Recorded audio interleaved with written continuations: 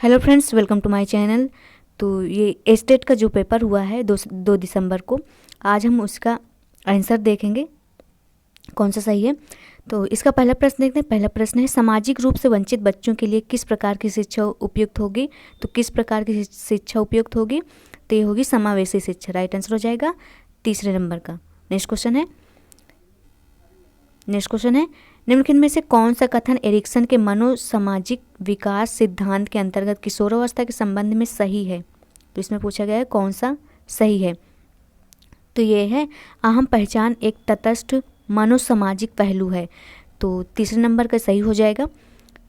Next question है, एक सृजनशील बालक में निम्नलिखित में से कौन सी विशेषता नहीं देखी जाती है। तो इसमें पूछा गया है एक सृजनशील बालक में निम्नलिखित में से कौन सी विशेषता नहीं देखी जाती है। तो इसका क्या हो जाएगा, तो इसका हो जाएगा परंपरागत विचार। राइट आंसर हो जाएगा 4। नेक्स्ट क्वेश्चन है, निम्नलिखित में से कौन सी विशेषता सामाजिकरण की प्रक्रिया पर सकारात्मक प्रभाव नहीं डालती। इसमें पूछा गया है कौन सी विशेषता सामाजिकरण की प्रक्रिया पर सकारात्मक प्रभाव नहीं डालती है। तो इसका हो जाएगा सामाजिक पूर्वाग्रहों का विकास जो है ये नहीं डालती है, बाकी सभी डालते हैं। तो राइट आंसर हो जाएगा ऑप्शन नंबर 4। नेक्स्ट क्वेश्चन है, वाइगोत्स्की का समीपस्थ विकास क्षेत्र संदर्भित करता है। तो ये किसे संदर्भित करता है, तो ये करता है बच्चा किसी ज्ञानी व्यक्ति के निर्देशन में क्या कर सकता है। तो ये कर सकता है। तो राइट आंसर हो जाएगा ऑप्शन नंबर 3। नेक्स्ट है, यदि कोई शिक्षार्थी अपेक्षित उपलब्धि हासिल नहीं कर पाता है तो उसका कारण जानने के लिए किस प्रकार का परीक्षण किया जाता है। तो किस प्रकार का परीक्षण किया जाता है, तो निदानात्मक करा जाता है। राइट आंसर हो जाएगा ऑप्शन नंबर 2। नेक्स्ट है, समावेशन केवल दिव्यांग लोगों तक ही सीमित नहीं है बल्कि इसका अर्थ किसी भी बच्चे का बहिष्कार न होना भी है। शिक्षा में समावेशन का यह अर्थ किसके द्वारा स्पष्ट किया गया है। तो यह किसके द्वारा स्पष्ट किया गया है, तो NCF 2005 के द्वारा। राइट आंसर हो जाएगा ऑप्शन नंबर 1। नेक्स्ट क्वेश्चन है, वृद्धि एवं विकास में किस प्रकार के परिवर्तन होते हैं। तो वृद्धि एवं विकास के किस प्रकार के परिवर्तन होते हैं, तो ये होते हैं शरीर के आकार में परिवर्तन होता है, शरीर के अनुपात में परिवर्तन होता है, पुराने लक्षणों का विलोपन होता है। ये गलत हो जाएगा, सी को छोड़कर बाकी सभी सही हैं। ABD सही हो जाएगा। राइट आंसर हो जाएगा 2। नेक्स्ट है, निम्नलिखित में से कौन सा कथन अभिप्रेरणा का अधिगम पर सकारात्मक प्रभाव स्पष्ट नहीं करता है। तो ये कौन सा नहीं करता है, ये नहीं करता है अभिप्रेरणा सीखने के व्यवहार को क्षीण करती है। तो इसका राइट आंसर हो जाएगा 1। नेक्स्ट क्वेश्चन है, कोहल वर्ग के नैतिक विकास सिद्धांत के अंतर्गत नैतिकता की अवस्थाओं को उनके स्तर से सुमेलित कीजिए। तो इसमें सुमेलित करना है, तो इसमें सुमेलित करना है। तो इसका देख लेते हैं कौन सा सही होगा। तो इसका जो सही हो जाएगा ऑप्शन नंबर हो जाएगा 4। राइट आंसर हो जाएगा 4। नेक्स्ट क्वेश्चन है, जब अधिगमकर्ता किसी कार्य को बिना किसी इच्छा या उद्देश्य के अपने आप ही सीख जाता है तो उसे क्या कहते हैं। तो उसे कहते हैं प्रासंगिक सीखना। राइट आंसर हो जाएगा 4। नेक्स्ट है, निम्नलिखित में से कौन सा कथन जैविक अभिप्रेरकों के संबंध में सही नहीं है। इसमें पूछा गया जैविक अभिप्रेरकों के संबंध में सही नहीं है। तो कौन सा सही नहीं है, तो वे व्यक्ति की समस्थिति से संबंधित नहीं है। तो इसका राइट आंसर हो जाएगा ऑप्शन नंबर 4। नेक्स्ट है, निम्नलिखित में से कौन सी परीक्षाएं सतत और व्यापक मूल्यांकन का आधार है। तो कौन सी परीक्षाएं हैं जो सतत और व्यापक मूल्यांकन का आधार हैं, तो ये है नीचे कूद दिया गया है। तो इसमें जो है लिखित भी है, मौखिक भी है, व्यवहारिक भी है और प्रायोगिक भी है। तो राइट आंसर हो जाएगा 4। नेक्स्ट क्वेश्चन है, निम्नलिखित में से कौन सा कथन बुद्धि परीक्षणों के संदर्भ में सही नहीं है। इसमें पूछा गया कौन सा सही नहीं है। तो इसका जो है अशिक्षित व्यक्ति निष्पादन परीक्षण नहीं कर सकते।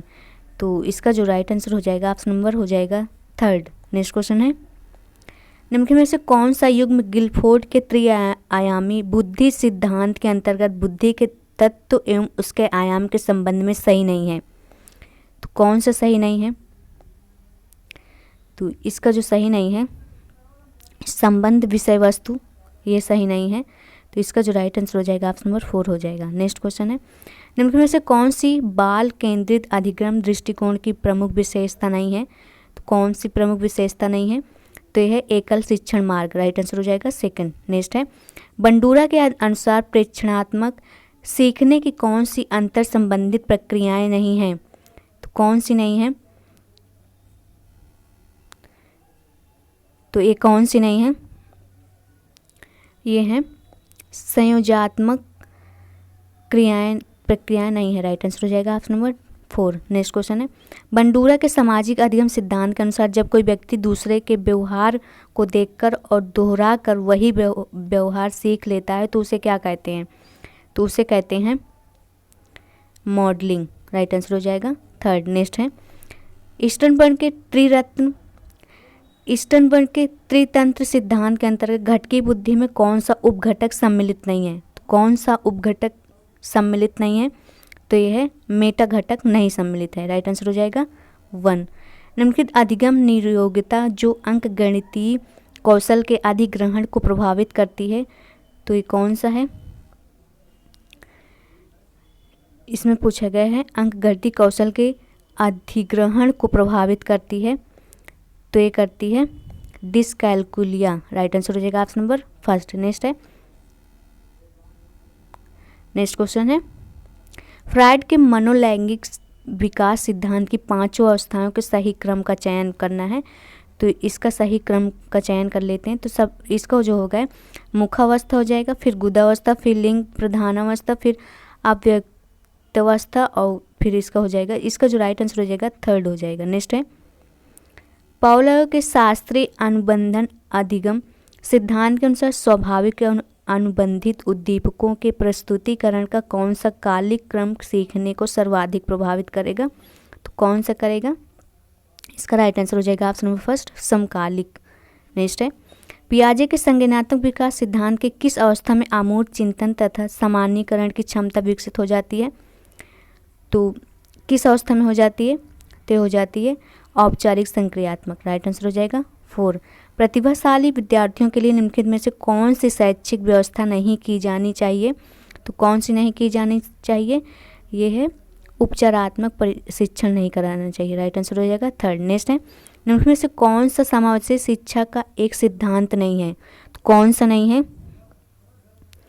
तो ये नहीं है पृथक्करण का सिद्धांत नहीं है, राइट आंसर हो जाएगा 1st। नेक्स्ट है, निम्न में से कौन सा तरीका वैयक्तिक भिन्नताओं के अनुसार शिक्षण का समर्थन नहीं करता है? तो कौन सा नहीं करता है?